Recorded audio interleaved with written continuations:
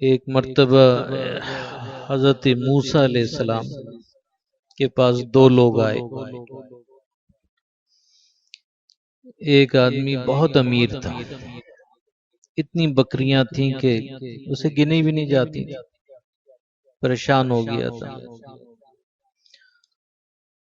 موسیٰ علیہ السلام سے کہا کہ جب آپ اللہ تعالیٰ کے پاس جائیں نا، کوئی طور پہ ملاقات کریں تو اللہ سے کہے کہ یہ کم کروا دیں، اتنا میں سنبھال نہیں سکتا ہوں، پریشان ہو جاتا ہوں. ایک دوسرا آدمی آیا، اس کی حالت یہ تھی مخلوق کے سامنے ہاتھ پھیلانا، بس اس کا یہ کام تھا، اور ہر آدمی اس کو دھتکارتا تھا. پہننے کو کپڑے بھی نہیں تھے، صرف ایک دھوتی پہنے بھی رہتا تھا.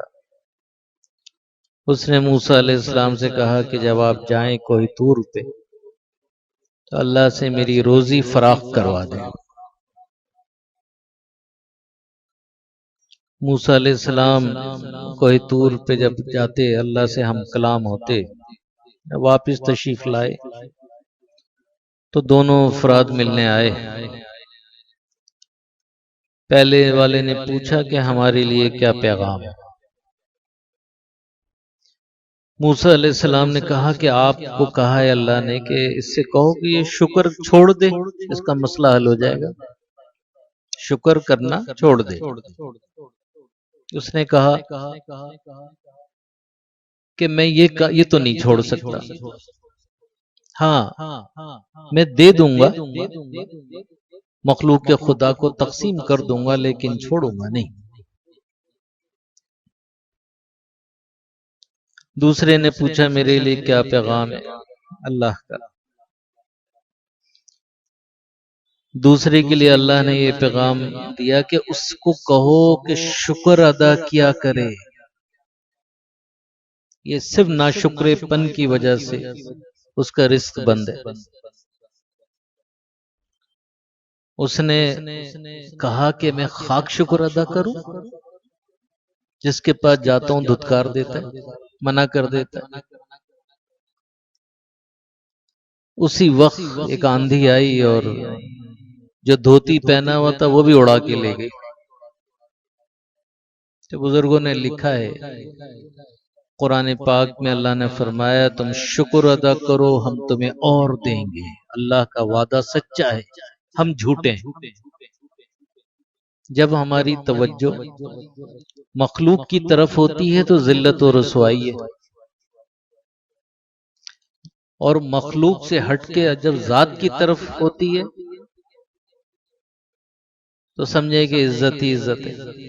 لیکن ہمیں اس بات کو سمجھنا چاہیے. یہ واقعات قرآن پاک کے جو بھی ہیں، جو روایات ہوتی ہیں، چاہے اسرائیلی روایت ہوں، ان میں ہمارے لیے نصیحتیں ہیں. حدیث شریف میں شکر کے کلمات آتے ہیں، اللہم لک الحمد کلہ ولک شکر کلہ، اللہم لک الحمد کلہ ولک شکر کلہ. شکر بھی نبی پاک صلی اللہ علیہ وسلم کے الفاظوں میں کیجیے، ہر قدم پہ شکر ادا کیجیے، کیونکہ اللہ نے تو وعدہ کیا ہے نا، اللہ پاک نے وعدہ کیا تم شکر کرو ہم تمہیں اور دیں گے. اللہ تو جھوٹا نہیں ہے، ہم جھوٹے ہیں، کیونکہ ہم شکر بھی نہیں کرتے، اور کرتے ہیں تو کیسے کرتے ہیں؟ تسبیح پھری پر دل نہ پھرا، بس زبان سے کہہ دیا، دل سے نہیں کیا. روح، قلب اور روح سے جب آپ ایک کام کریں گے تو کوئی جواز نہیں ہے، کوئی بہانہ نہیں ہے کہ وہ اللہ پاک کے یہاں قبولیت نہ ہو. اس کا مطلب یہ نہیں کہ آپ کے یہاں کوئی مال کا، آپ کے یہاں ٹرک کے ٹرک اترنے لگیں گے. بعض اوقات ایسا ہوتا ہے تھوڑے سے پیسے ہیں اسی میں برکت اللہ دیتا ہے، سمجھ میں نہیں آتا ہے کیسے پورے ہو گئے، ایک دم پورے ہونے لگتے ہیں تھوڑے سے پیسے، برکت. اور ناشکرے پن سے برکت سمٹ جاتی ہے. حدیث شریف ہے نا کہ 2 کا کھانا 4 کو، 4 کا 8 کو، اور 8 کا 16 کو. 2 کا کھانا 4 کو، ایسا اللہ کا فضل اور کرم ہوتا ہے. لیکن ہم اس بات کو سمجھیں، ہمارا جن بزرگوں سے تعلق ہے، توکل کرنے والے بزرگوں سے، عمل کرنے والے بزرگوں سے، یہ تو چیزیں زندگی کا حصہ ہیں. یہ اتار اور چڑھاؤ جو ہے یہ زندگی میں ایسے ہی آتی ہے، اور یہ آزمائشیں کہلاتی ہیں. ہر تکلیف کے بعد آسانی کا وعدہ ہے اللہ کا. اور تکلیف کیوں آتی ہے؟ تاکہ ہماری غفلت دور ہو، ہماری توجہ اللہ کی طرف پھر جائے. جب تکلیف آئے تو رجوع اللہ ہو جائیے، پوری توجہ سے اللہ کی طرف رجوع ہو جائیے. رونا، گڑگڑانا، استغفار پڑھنا، جب دل اللہ کی طرف ہو جائے گا، اللہ کو یہی پسند ہے. کیوں؟ اللہ کہتا ہے میں 70 موت سے زیادہ محبت کرتا ہوں. پھر فرماتے ہیں کہ اللہ ظلم نہیں کرتا، بندہ خود ظلم کرتا ہے. تو اللہ نے کھلا کہہ دیا، صاف کہہ دیا. تو جس دن ہم نے اپنے اندر جھانکنا سیکھ لیا، محاسبہ یہی ہے، محاسبہ نفس اسی کو کہتے ہیں، سارے معاملے ٹھیک ہو جائیں گے. نبی کریم صلی اللہ علیہ وآلہ وسلم کے یہاں دیکھیے کیا دولت کے انبار تھے. آپ کی دعاؤں سے دولت کے انبار دوسروں کو ملتے تھے. آپ نے کبھی توجہ نہیں دی ان معاملات، کبھی توجہ نہیں. بھوکے رہتے تھے، سوکھی روٹی کھاتے تھے. کیا کمی تھی آپ کو؟ کیا کمی تھی؟ کیا آپ ہاتھ اٹھاتے تو اللہ پاک منِ سلوہ نہیں نازل کر دیتا؟ یہ غم نہیں ہے، یہ پریشانی نہیں ہے، ہماری تربیت کے لیے. یہ جو کچھ ہوا دنیا میں، جو ہو رہا ہے، نیک لوگ مبتلا ہوئے، شہادت کی موت ہوئی. کتنے لوگ چلے گئے آپ سوچ نہیں سکتے. ہمارے تو رابطے ہیں، کتنے لوگ چلے گئے اور ابھی بھی مبتلا ہیں.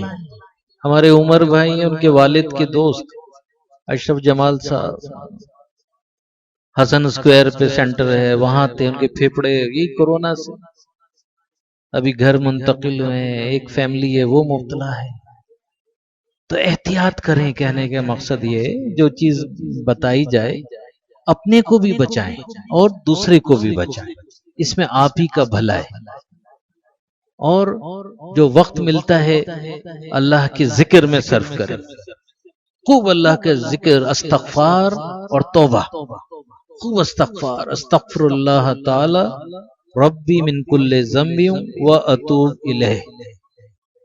قلب اور روح سے استغفار کو خوب پڑھیں. ایک تسبیح درود شریف، ایک تسبیح استغفار.